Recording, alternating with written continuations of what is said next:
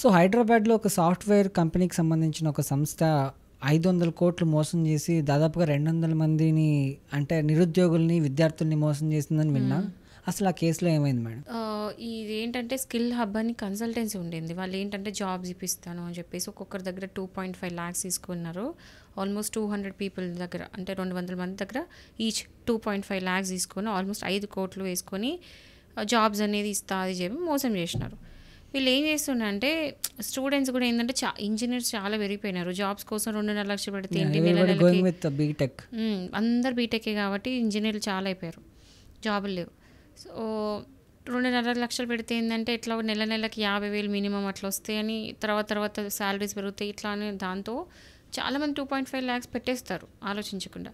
అట్లనే వీళ్ళు పెట్టడం జరిగింది. అయితే స్కిల్ హబ్ అని వాళ్ళు ఏం చేశారంటే వ్యూరోపోల్ కంపెనీ ఒకటి పెట్టి వాళ్ళకి రిక్రూట్ చేసుకున్నారు, జాబ్ ఇచ్చి ఒక 3 months ట్రైనింగ్ ఇచ్చి మీరు జాబ్ చేసుకోండి అని చెప్పి ఏదో డ్రామా చేశారనమాట. సో 3 months ట్రైనింగ్ ఇచ్చి ఆ కంపెనీకి డైలీ వీళ్ళు వెళ్ళడం రావడం, జాబ్ చేస్తుంటే వెళ్ళడం రావడం.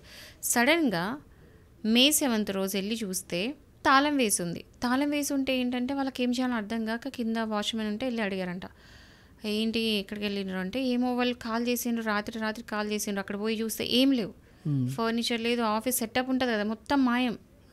సో అర్థం కాలేదు వాళ్ళకి, ఏం చేయాలో అర్థం కాక వీళ్ళందరూ ఎవరైతే ఎంప్లాయీస్ అంటే అక్కడ ఆ డ్రామా ఆఫీస్లో జాయిన్ అయిన ఎంప్లాయీస్ అందరు వెళ్ళి గచ్చిబౌలి పోలీస్ స్టేషన్లో కంప్లైంట్ పెడితే ఏం తెలిసిందంటే అది ఒక పెద్ద ఫేక్ కన్సల్టెన్సీ, అదొక పెద్ద మనిషికి సంబంధించిన కన్సల్టెన్సీ. మాదాపూర్లో ఉంటాడంట ఆ పర్సన్. ఓకే. ఆ పర్సన్కి ఈ కన్సల్టెన్సీ ప్లస్ ఆ కంపెనీ రెండు ఆయనవే. సో ఇది జస్ట్ ఫేక్ డబ్బులు తీసుకోవడం చేసిన డ్రామా అని చెప్పేసి తెలుస్తుంది.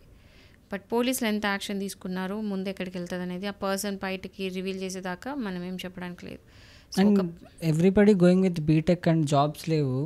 యాజ్ ఏ లాయర్గా మీరు ఎలాంటి సలహాలు ఇస్తారు అట్లా మోసపోయే వాళ్ళు? ఫస్ట్ థింగ్ ఏంటంటే కేర్ఫుల్గా ఉండండి. ఇట్లా డబ్బులు ఇచ్చి జాబులు పెట్టిస్తా అంటే అసలు నమ్మొద్దు. సో ఈ కేసులో ఏంటంటే సెక్షన్ 420 అంటే చీటింగ్ కేసు ఇది. అది కాకుండా సెక్షన్ 10 ఆఫ్ ఇమిగ్రేషన్ యాక్ట్ అనేది ఒకటి ఉంటుంది. ఆ సెక్షన్ 10 ఇమిగ్రేషన్ యాక్ట్ ప్రకారం ఏంటంటే ఖచ్చితంగా లైసెన్స్ తీసుకొని ఉండాలి. ఏదైనా కన్సల్టెన్సీ నడుపుతున్నారు, కంపెనీ నడుపుతున్నంటే లైసెన్స్ తీసుకొని ఉండాలి. ఒకవేళ డబ్బులు కట్టాలనుకుంటే అడగండి లైసెన్స్ని, మీకు ఆ లైసెన్స్ ఉందా, మీరు జెన్యున్ కాదని ఫస్ట్ చెక్ చేసుకోండి. సో ఈ సెక్షన్ 10 ఆఫ్ ఇమిగ్రేషన్ యాక్ట్ కింద లైసెన్స్ కనుక తీసుకొని ఉంటే అప్పుడు జెన్యున్ అన్నట్టు, లేకపోతే జెన్యున్ కాదు. సో నెక్స్ట్ టైం ఇది వెరిఫై చేసుకొని ఉండండి. బట్ డబ్బులు కట్టే ముందు ఏంటంటే జాబ్ వచ్చాక కడతా అని చెప్పడం బెటర్.